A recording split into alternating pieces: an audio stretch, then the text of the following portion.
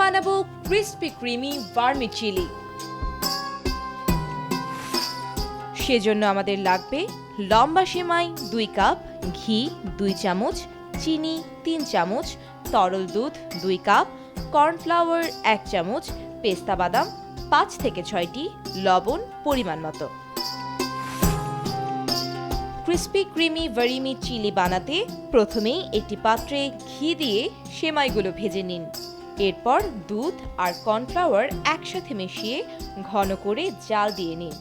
তাতে চিনি, কেওড়া জল দিয়ে আবার জাল করে নিন। ঘন হয়ে এলে ঘি দিয়ে নামিয়ে নিন। এবার একটি গ্লাসে লেয়ার করে সেমাই আর দুধের ব্যাটার সেট করে পেস্তা বাদাম কুচি দিয়ে পরিবেশন করে নিলেই তৈরি হয়ে যাবে মজাদার ক্রিস্পি ক্রিমি ভার্মিচিলি।